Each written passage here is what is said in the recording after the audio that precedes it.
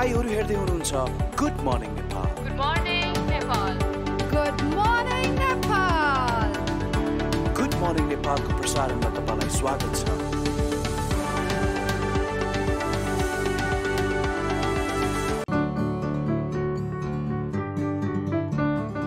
नमस्कार, good morning नेपालको प्रसारणमा तपाईलाई स्वागत छ। म विकास थपलिया। एउटा भनाइ छ, असफल मानिसहरू दुनियासँग डराएर आफ्नो सोच बदल्छन् र सफल मानिसहरू आफ्नो सोचबाट दुनियाँलाई बदल्न निस्कन्छन्। तपाईँ पक्कै पनि दोस्रो क्याटेगोरीमा पर्नुभयो होला र यदि होइन भने पक्कै पनि आफ्नो सोचबाट दुनियाँलाई बदल्ने प्रयास गर्नुहोला। यो एउटा प्रेरणादायी भनाइ राख्दै आजको कार्यक्रम सुरुवात गरौँ र आजको कार्यक्रमको सुरुवात हामी गर्दैछौँ स्वर्गसँग तुलना गरिएको राराका केही तस्बिरहरू राखेर। यो तस्बिर हामीलाई पठाउनु भएको छ अङ्गद ढकालले र उहाँले गुड मर्निङ नेपालको ट्विटर ह्यान्डलमा मेन्सन गर्दै हामीलाई यो तस्बिरहरू पठाउनु भएको छ। अङ्गद ढकालजीले मुरमा टपबाट देखिएको रारा र ताल वरपरका दृश्यहरू भन्दै यी तस्बिरहरू हामी यहाँ राख्दैछौँ र यो सुन्दर तस्बिरहरूसँगै आजको कार्यक्रमको विषयवस्तुतर्फ प्रवेश गरौँ र आज हामीले ब्रिटिस काउन्सिलले आयोजना गरेको ग्लोबल इनोभेसन च्यालेन्ज अन्तर्गत त्यो विधा अन्तर्गतको शीर्ष 10 इनोभेसनमा नेपालका आदर्श लामिछाने समावेश हुन सफल हुनुभएको छ। उहाँबारेको सामग्री हामी राख्दैछौँ। यो प्रतिस्पर्धा चाहिँ ब्रिटिस काउन्सिलले मौसम परिवर्तनको विषयमा 18 देखि 35 वर्ष उमेर समूहका युवा अनुसन्धानकर्ताहरूको लागि आयोजना गरेको थियो। प्रतियोगितामा इन्जिनियर आदर्श लामिछानेले नेपालका तालहरूमा प्रदूषणको रूपमा रहेको जुन जलकुम्भी झारहरू छ त्यो झारबाट सिमेन्टको आंशिक सम्मिश्रण गरेर प्रतिस्थापन गर्ने एउटा अवधारणा आविष्कार गर्नुभएको छ। यो अवधारणा उत्कृष्ट रहेको भन्दै ब्रिटिस काउन्सिलले इन्जिनियर लामिछानेलाई उत्कृष्ट 10 भित्र समावेश गरेको छ र उहाँलाई काउन्सिलले 5000 पाउन्ड अर्थात् नेपाली 8,09,000 बराबरको रकम समेत पुरस्कार दिइसकेको छ। र यो अवधारणा के हो र यो अवधारणा पछि खास गरी यसले एउटा कार्बन उत्सर्जन भनिन्छ, कार्बन इमिसन नियन्त्रण गर्नको लागि, कन्ट्रोल गर्नको लागि कस्तो भूमिका खेल्छ भनेर चाहिँ एउटा अनुसन्धानको विषय हो। यो विषयमा हामी कुराकानी गर्नेछौँ र योभन्दा पहिला चाहिँ उहाँले यो च्यालेन्जमा सहभागी हुनको लागि एउटा भिडियो निर्माण गर्नुभएको थियो। त्यो भिडियो कस्तो रहेको छ त्यो राख्न चाहन्छौँ। It's me Adarsh, 25 years old from Nepal. Globally, 4.2 billion tons of cement is produced in a year, and this results in emission of 5.25 billion tons of carbon dioxide. Is there any possible way to replace cement by bioproduct in order to reduce the emission of carbon dioxide? Looking back to history, it was found that global ancient civilizations used rice paste, boiled bananas, cactus, and different parts of plant in replacement of cement.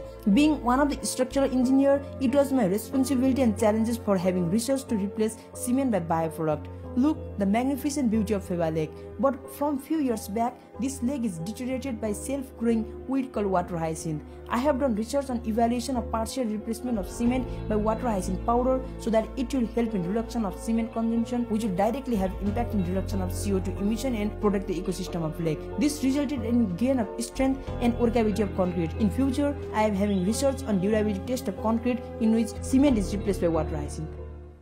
यो आदर्श लामिछानेले तयार पार्नुभएको video थियो, जुन video British काउन्सिलले आयोजना गरेको प्रतियोगितामा समावेश गरिएको थियो र यसको एउटा समग्र कन्सेप्ट भनेको ग्रिन बिल्डिङ कन्सेप्ट हो र यो ग्रिन बिल्डिङ कन्सेप्ट भनेको के हो र यसपछि यसले कार्बन इमिसनलाई कन्ट्रोल गर्नको लागि कस्तो भूमिका खेल्न सक्दछ भन्ने विषयमा कुराकानी गर्नेछौँ ब्रेकपछि।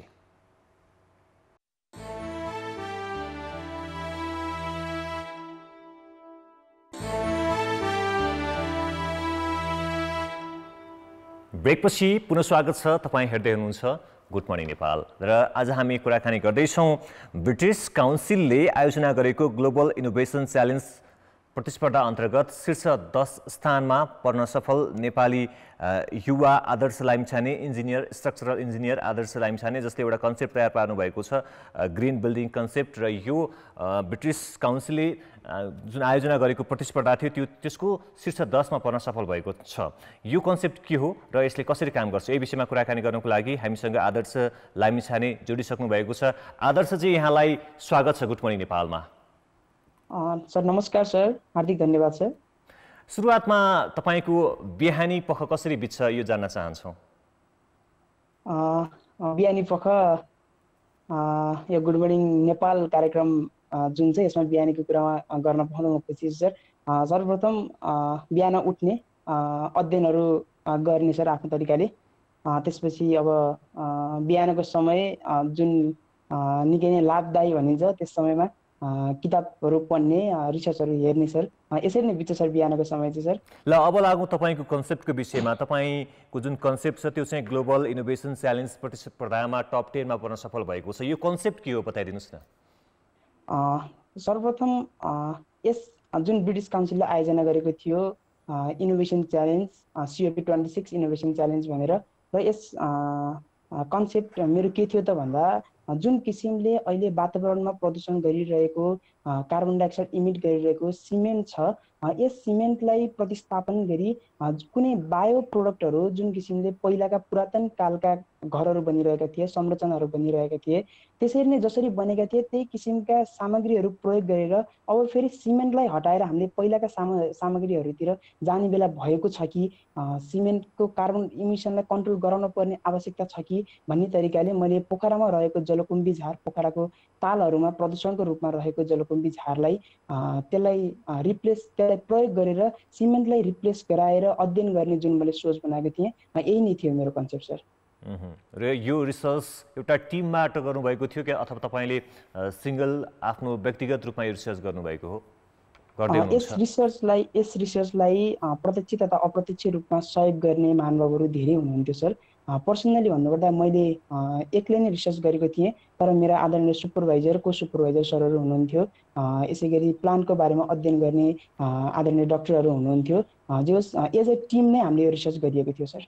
र यो तपाईँको कन्सेप्टको विषयमा अलिकति कुराकानी गरौँ है। तपाईँले चाहिँ सिमेन्टलाई जलकुम्भीले पनि प्रतिस्थापन गर्न सकिन्छ केही हदसम्म भन्ने खालको कन्सेप्ट तयार पारेर दिनुभयो होइन?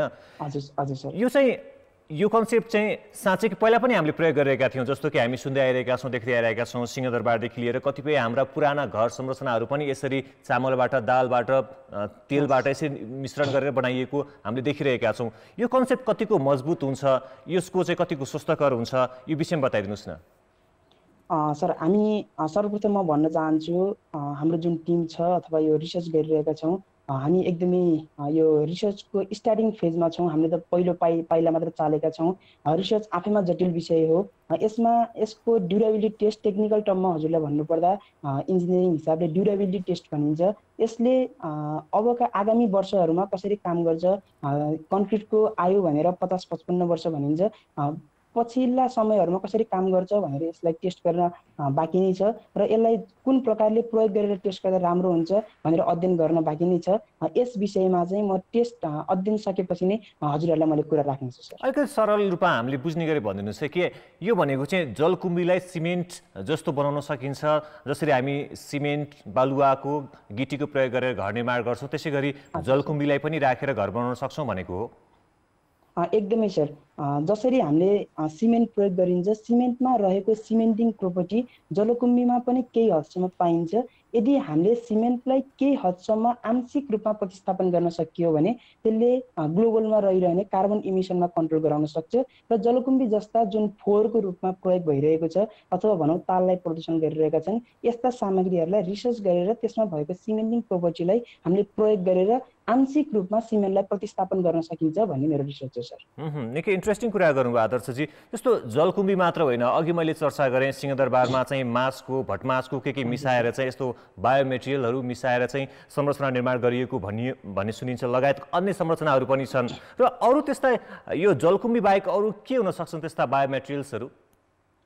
सर यो जुन किसिमले हामीले पुरातन काल हेर्नुपर्दा अथवा एन्सियन्ट सिभिलाइजेसन हेर्नुपर्दा नेपालमा मात्र नभइकन नेपालको सिंहदरबारको मात्र कुरा नगरिकन चाइनिजहरूले त्यसै गरी मेजो अमेरिकन्सहरूले एन्सियन्ट इजिप्टियन्सहरूले अध्ययनले के देखाउँछ उनीहरूले क्याक्टसको जुस त्यो कन्क्रिटमा प्रयोग गर्नको लागि त्यसै गरी यो बोइल्ड बनानाज भनिन्छ त्यसै गरी राइस पेस्ट भातको माड त्यसै गरी यो जुन भुस हुन्छ चामलको भुस धानको भुस जुन हुन्छ चामल निकाल्ने बेलामा यस्ता कुराहरू प्रयोग गरेर बन्दै आइरहेको त्यसै गरी पराल जुन हुन्छ पराल र माटो प्रयोग गरेर चाहिँ एउटा सिमेन्टको एउटा ब्लकको रूपमा प्रयोग गरिएको यसै गरी जुन गोबर गाईको गोबर हुन्छ गाईको गोबर पनि हाम्रा पुरातन घरहरूमा हामीले देख्दै आइरहेको छ र अन्य जस्तै हाम्रै छिमेकी मुलुक भारत जस्ता देशहरूमा पनि गाईको गोबर र एउटा सिमेन्टलाई र गाईको गोबरलाई मिक्स गरेर एउटा इको बिल्डिङ तरिकाले उहाँहरूले चाहिँ कमर्सियल रूपमा नै काम गरिरहनु भएको अध्ययनले देखाउँछ सर। र यो तपाईँले जुन रिसर्च गरिरहनु भएको छ जलकुम्भी यो जलकुम्भी चाहिँ बाहिरी मुलुकहरूमा प्रयोगमा आएको छ पाउनु भएको छ के छ? अध्ययनको हिसाबले भन्नुपर्दा बाहिरी मुलुकहरूमा विभिन्न लिटरेचर रिभ्यूहरू देख्न सकिन्छ त्यसमा हेर्दाखेरि चाहिँ यो जलकुम्भीको प्रयोग गरेर अध्ययनहरू गरिराखिएको छ सर। यसमा चाहिँ प्रयोग गरेर कमर्सियल रूपमै प्रयोग गरिसकेको अहिलेसम्म देखिएको छैन सर। अलिकति स्वास्थ्यकरको हिसाबबाट कुराकानी गरौँ मैले सुरुवातमा पनि जोडेको थिएँ सिमेन्ट प्रयोग गरेर निर्माण गरिएको घरमा हामी बस्छौँ नि त्यसरी बस्दाखेरि र यसरी बायोमेटेरियल्सहरू प्रयोग गरेर निर्माण गरिएका संरचनामा बस्दाखेरि स्वास्थ्यको हिसाबमा आउने फरक के हुन्छ? हजुर सर यो स्वास्थ्यको हिसाबले भन्नुपर्दा हामी अझ विशेष गरी हामी टेक्निकल लाइनतिर बढी जोडिएको हुनाले गर्दाखेरि इन्जिनियरिङ हिसाबले बढी जोडिएको हुनाले गर्दा स्वास्थ्यको कुराहरूमा अध्ययनहरू हेर्दाखेरि के देखिन्छ त भन्दा यो जुन एरेसन हाम्रो बिल्डिङमा ओइल भेन्टिलेसन चाहिन्छ ओइल एरेसन चाहिन्छ एउटा कोठाभित्र बस्दै गर्दा त्यो चाहिँ सिमेन्टको भन्दा यो बायो प्रोडक्टले बनेका घरहरू जस्तै गोबरले प्रयोग गरेका घरहरू हाम्रा पुर्खाहरूमा पनि देख्न सकिन्छ। यी घरहरूमा बस्दाखेरि छुट्टै किसिमको गर्मीमा चिसो भइराख्ने अथवा जाडोमा चाहिँ तातो भइराख्ने टाइपको चाहिँ हामीले चाहिँ फिल लिन सकिन्छ अथवा महसुस गर्न सकिन्छ सर। र तपाईले जलकुम्भीलाई आफ्नो एउटा विषयवस्तु बनाउनु भयो यो जलकुम्भीको कन्सेप्ट तपाईँ आफैलाई चाहिँ कसरी आयो? यो विशेष गरी मलाई यसको बारेमा आएको भनेको एउटा रिसर्च गर्न लागिसकेपछि मेरो लागि मात्र नभइकन समाजको लागि अथवा भनौँ सिङ्गो राष्ट्रको लागि केही रूपान्तरण ल्याउँ केही नयाँ सोच बनाऊँ केही नयाँ अध्ययन गरौँ भनेर मैले यो सोच गरेको थिएँ र हेर्दै जाँदाखेरि म एउटा स्ट्रक्चर इन्जिनियर भएको नाताले वर्षेनी यो ग्लोबलमा चाहिँ वर्षेनी 4.2 billion tonnes carbon dioxide emit भइरहेको हुन्छ। यसले भनेको यसरी नै कन्स्ट्रक्सन हुँदै गयो यसरी नै सिमेन्टको प्रयोग गर्दै गइयो भने अबको आउने भविष्यमा निकै नै विकराल अवस्था आउन सक्नेछ र सिमेन्टलाई चाहिँ प्रतिस्थापन गर्ने केही सामग्रीहरू हामीले प्रयोग गर्नुपर्नेछ भन्ने मेरो मनमा सोच आयो र मैले आफ्नै देशमा भएको सोम्युनाथलाई मैले सम्झिएँ। सोम्युनाथको भवन बन्दै गर्दा सयौँ हजारौँ वर्ष अगाडि बनेको उक्त भवनमा पक्कै पनि सिमेन्टहरू प्रयोग गरिएको थिएन। उसमा त्यसमा स्थानीय स्रोत साधन र पहिलाका पुरातन कालदेखिका स्रोत सामग्रीहरू प्रयोग गरेर बनाइएको थियो। त्यसकारण अहिलेको वर्तमान अवस्थामा पनि जुन किसिमले सिमेन्टले मार्केट लिइरहेको छ जुन किसिमले वातावरण प्रदूषण गरिरहेको छ यसलाई प्रतिस्थापन गर्नको लागि पहिलाकै समयतिर हामी जानु पर्दछ कि भनेर मलाई सोच आयो र यसरी सोच आउँदै गर्दाखेरि मैले अन्य देशमा भएका अध्ययनहरू हेर्दै गर्दाखेरि जलकुम्भीमा पनि एउटा सिमेन्टिङ प्रोपर्टी हुन्छ यसबाट पनि केही गर्न सकिन्छ कि भन्ने टाइपको मैले मेसेज पाएँ त्यसको केमिकल कम्पोजिसनहरू पाएँ। त्यसकारण मैले जलकुम्भी झारलाई नै मैले एउटा प्लान्ट रिसर्च प्लानको रूपमा मानेर बायोमेटेरियलको प्रयोग गर्दाखेरि बलियो हुन्छ भन्ने उदाहरण तपाईँ आफैले प्रस्तुत गर्नुभयो जस्तो कि यो स्वयम्भू नाथु तपाईँले उदाहरण दिनुभयो। अब यो अहिलेको समयमा चाहिँ कतिको व्यवहारिक हुन्छ भन्ने कुरा पनि आउँछ नि होइन? हजुर सर पक्कै पनि यो अहिलेको समयमा कतिको व्यवहारिक हुन्छ। अझ भनौँ पहिलाका सामग्रीहरू कस्ता थिए अझ भनौँ पहिला भातका माडहरू दालहरू प्रयोग गरेर बनाइएको थियो नि अहिलेको अवस्थामा यी प्रयोग गरेर खाने कि कन्स्ट्रक्सन गर्ने भन्ने टाइपको पनि कुरा आउन सक्दछ। त्यसकारण यिनै जलकुम्भी जस्ता जुन फोहोरको रूपमा लिइराखिएको छ यी जस्ता यो त एउटा प्रोटोटाइप मात्र हो यो त एउटा इक्जाम्पल मात्र हो। जलकुम्भी जस्ता अन्य स्रोत सामग्रीहरू हामीले प्रयोग गरेर मेन कुरो भनेको अनुसन्धान गरेर चाहिँ हामीले निकाल्नुपर्छ र त्यसको चाहिँ ड्युरेबिलिटी अझ भनौँ त्यसको स्ट्रेन्थतिर चाहिँ हामी लाग्नुपर्छ कतिको बलियो हुन्छ भन्ने कुराहरूमा अध्ययन गरेर निकाल्नुपर्छ भन्ने लाग्दैछ सर। तपाईँ आफैले यो जलकुम्भीको व्यावहारिक अनुसन्धान गर्नुभएको छ अर्थात् यो अनुसन्धान कहाँ गर्नुभएको छ यसरी सोध्न मिल्छ? यसको मैले प्रिलिमिनरी स्टडी गरेको छु सर, एउटा सम्भाव्यता अध्ययन गरेको छु र यस सम्भाव्यता अध्ययन अझ म स्ट्रक्चर इन्जिनियरको नाताले मैले आफ्नो थेसिसमा पनि केही हदसम्म जलकुम्बीको बारेमा प्रयोग गरेर मैले आफ्नो थेसिस सम्पन्न गरेको थिएँ र यस कार्य मैले पोखरामा रहेको एउटा कन्क्रिटको ल्याबमा मैले कार्य गरेको थिएँ सर। र यो तपाईँको रिसर्चको ड्युरेसन कति अवधिको हो, तपाईँलाई गाइड कसले गर्नुभएको छ? र अबको जुन ब्रिटिस काउन्सिलले मलाई ग्रान्ट गरेको छ 5000 पाउन्ड स्टर्लिङको, यस ग्रान्टबाट मैले 8 महिना काम गर्नुपर्ने हुनेछ।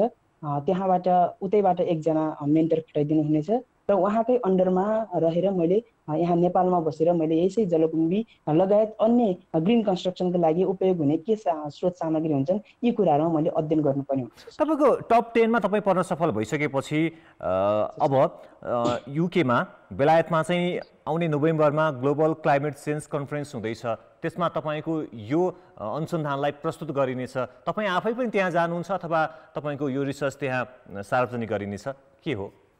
सम्भवतः अहिलेसम्मको उहाँहरूको कुरा सुन्दै गर्दा उक्त जुन नोभेम्बरमा 26 COP26 innovation global climate change conference भनेर हुन गइरहेको छ र त्यसै कन्फरेन्सको पूर्व सन्ध्यामा नै यस इनोभेसन च्यालेन्ज गरिएको थियो। त्यसमा उहाँहरूको जानकारी अनुसार नोभेम्बरमा त्यस कार्यक्रममा गएर आफ्नो जुन प्रस्तुतिकरण छ त्यसलाई प्रस्तुति गर्न पाउने मौका मिल्नेछ भन्ने उहाँहरूको कुरा छ। हेर्दै जाउँ अब त्यति बेलासम्म के हुन्छ सर। तपाईँ एउटा इनोभेटरको रूपमा व्यक्तिगत रूपमा एउटा रिसर्च गर्दै हुनुहुन्छ, देशको नाम त रोशन गर्नुभएको छ संसारभरि नै। यो among 61 developing and developed country मध्ये तपाईँ टप 10 मा पर्न सफल हुनुभएबाटै यो थाहा हुन्छ। अब सरकारी तहबाट तपाईँ पनि सरकारी निकायमा आबद्धै हुनुहुन्छ, त्यहाँको कर्मचारी पनि हुनुहुन्छ। सरकारी तहबाट चाहिँ यस्ता विषयहरूमा बायोमेटेरियल्स यस्ता मेटेरियल्सहरूको विषयमा रिसर्च गर्नुपर्छ जस्तो लाग्दैन? सर निकै नै महत्त्वपूर्ण प्रश्न हजुरले गर्नुभयो। मलाई लाग्दछ यो पोखराको जुन एउटा मैले हुर्किँदै गर्दाखेरि मैले त्यहाँ गएर खेल्दै गर्दाखेरि जलकुम्बी एउटा फोहोरको रूपमा रहेको जलकुम्बीलाई प्रयोग गरेर एउटा सिमेन्टिङ प्रोपर्टी छ भन्ने थाहा पाएपछि अध्ययन गरेपछि यसलाई प्रयोग गरेर सिमेन्टलाई प्रतिस्थापन गर्न सकिन्छ कि भनेर मैले सोच ल्याउन सक्छु भने नेपालको 1,47,516 स्क्वायर किलोमिटरमा यस्ता फोहोर लगायत यस्ता जलकुम्बी जस्ता फोहोरहरू त कति छन् यी कुराहरूलाई एक पाइलामा नेपालमा चाहिँ भनौँ न अध्ययन गर्नको लागि स्पेस रहेको छ, सम्भावना रहेको छ, पोसिबिलिटी रहेको छ र राज्यले यस कुरामा निकै नै ध्यानाकर्षण गर्न पर्ने मैले देख्दैछु। राज्यले ध्यान दिन आवश्यक छ।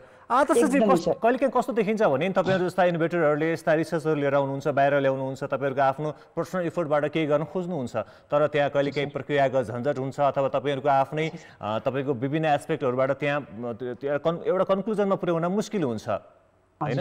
एउटा रिजल्टमा पुर्याउनको लागि चाहिँ के गर्नुपर्छ, के हुनुपर्छ?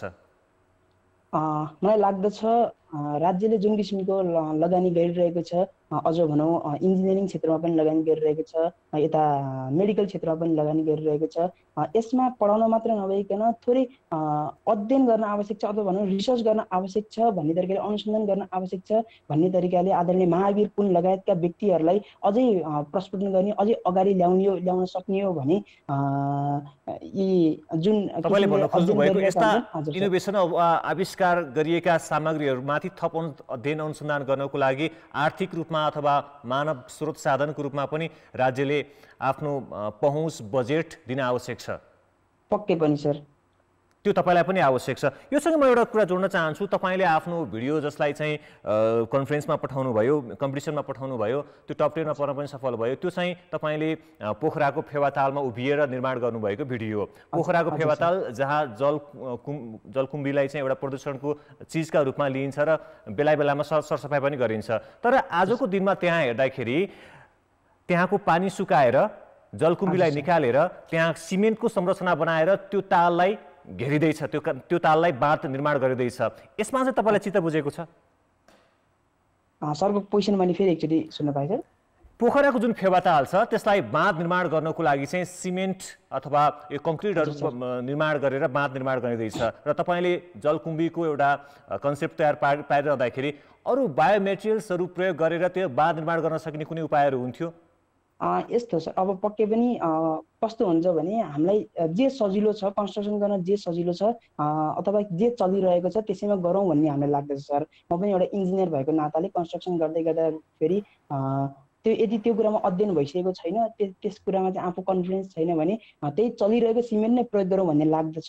तर मनबाटै भन्नुपर्दा फेरि जुन किसिमले वातावरणमा प्रदूषण गरिरहेको छ त्यही तालमै पनि भनौँ न 1 बोरा सिमेन्ट प्रयोग गर्दै गर्दा 65 पनि 5 किलोग्राम चाहिँ कार्बन डाइअक्साइड इमिट भइरहेको हुन्छ। त्यो गर्दाखेरि त्यहाँ त कति बोरा सिमेन्ट प्रयोग भएको छ। त्यसकारण वातावरणमा प्रदूषण गरी पनि यसरी कन्स्ट्रक्सन गर्न हामी बाध्य छौँ सर। यसको लागि चाहिँ प्रतिस्थापन गर्ने यिनै जलकुम्भी जस्ता अन्य कुराहरूको बारेमा अध्ययन गर्न चाहिँ बहुत आवश्यक छ सर। र अब यो तपाईँको रिसर्चको तपाईँलाई फिडब्याक्सहरू राष्ट्रिय रूपमा अन्तर्राष्ट्रिय रूपमा तपाईँ जस्ता अरू इन्जिनियर साथीहरू अथवा साइन्टिस्टहरूले पनि तपाईँसँग सम्पर्क गर्नुभएको होला, उहाँहरूको फिडब्याक के छ?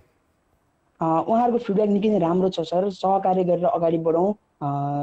विभिन्न प्रोफेसरहरूले नै कल गर्नुभएको छ। जलकुम्भी जस्ता अन्य सामानहरू पनि छन्, जस्तै यो माटो र परालको प्रयोग गरेर केही संरचना बनाउन सकिन्छ। यी कुराहरूमा अध्ययन अझै अगाडि बढाउँ, यो भनेको निकै नै राम्रो कन्सेप्ट हो भन्ने तरिकाले उहाँहरूले इन्ट्रिब्युट गरिरहनु भएको छ सर। सुरुमा तपाईँ आफूलाई लागेको थियो यो कन्सेप्ट निर्माण गर्दाखेरि म चाहिँ यो टप 10मा पुग्छु, मेरो कन्सेप्टले डिजर्भ गर्छ भन्ने लागेको थियो, के थियो?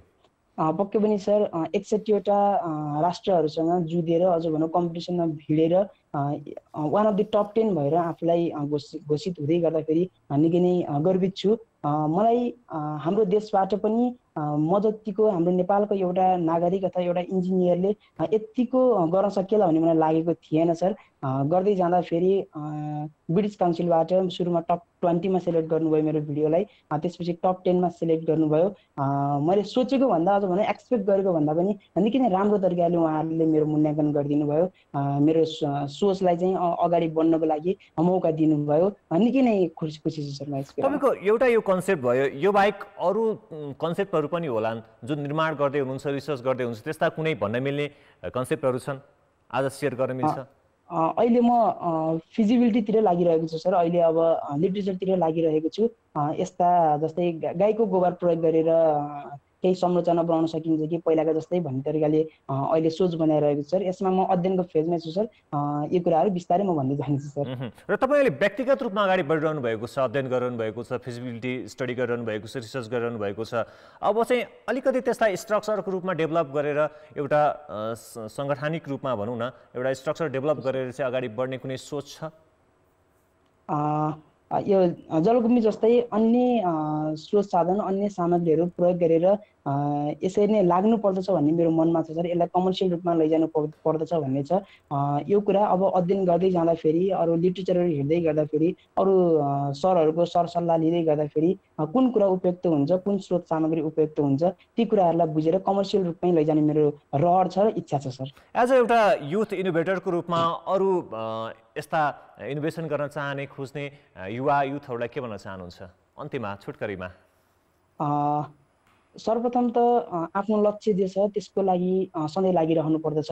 हरेस खानु हुँदैन। हामी जतिको युवाहरूले नसोचे, किनकि यो कम्पिटिसन नै 18 वर्षदेखि 35 वर्षसम्मका समूहको लागि भनेर लक्षित गरेर गरिएको थियो। यो मानेमा हामी युवा वर्गहरू जुन अरूभन्दा केही फरक क्षमताका छौँ, अरूभन्दा केही फरक तरिकाले सोच्न सक्दछौँ। हामी यस्ता तपाईँ हामीले नै नगरे अरू कसले गर्ने, आज नगरे कहिले गर्ने भन्ने टाइपको सोच बनाएर हामी अगाडि बढ्नु पर्दछ। धन्यवाद Adarshji, thank you so much. Best of luck. धन्यवाद कान्तिपुरले यो मौका दिनुभयो मेरा कुरा राख्नको लागि। कान्तिपुरलाई विशेष धन्यवाद दिन चाहन्छु सर। पक्कै पनि। उहाँ हुनुहुन्थ्यो स्ट्रक्चरल इन्जिनियर आदर्श लामिछाने। उहाँ चाहिँ ब्रिटिस काउन्सिलले आयोजना गरेको ग्लोबल इनोभेसन च्यालेन्ज प्रतिस्पर्धा अन्तर्गत उहाँको जुन कन्सेप्ट छ त्यो चाहिँ टप 10 मा पर्न सफल भएको थियो। आजको गुड मर्निङ नेपालको समय सकिसकेको छ। भोलि फेरि नयाँ विषय र प्रसङ्ग लिएर उपस्थित हुनेछौँ। तबसम्मको लागि हामीलाई बिदा दिनुहोस्। नमस्ते, शुभ दिन।